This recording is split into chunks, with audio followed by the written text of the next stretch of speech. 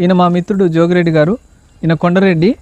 ఇది తాటి చెట్టు, ఈ తాటి చెట్టు పైకి వెళ్తున్నాడు ఈయన కొండరెడ్డి.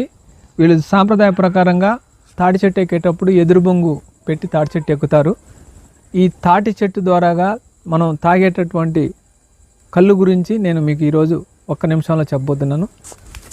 తాటి చెట్టు గెలకు ఓ పద్ధతిలో గీత వేస్తే దాని నుండి నీరా వస్తుంది.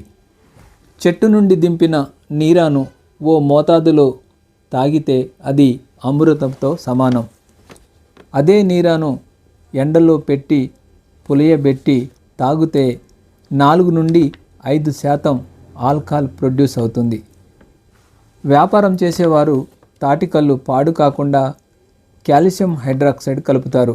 ఇందులో ఈస్టు, పంచదార వేసి మరింత ఫర్మెంటేషన్ చేయడంతో 10% వరకు ఆల్కహాల్ ప్రొడ్యూస్ అయి తెల్లని సారాలాగా మారుతుంది. ఇది తాగిన వారు సారాకు బానిసైనట్లు ఈ తాటికల్లుకు బానిసలవుతారు. మీ ఆరోగ్యం కాస్త అనారోగ్యం పాలై రోగాలకు నిలయంగా మారుతుంది. తాటి చెట్టు నుండి అప్పుడే తీసిన నీరాను సరైన మోతాదులో త్రాగితే మీ ఆరోగ్యం పదిలంగా ఉంటుంది. 15% కార్బోహైడ్రేట్స్ ఉంటాయి.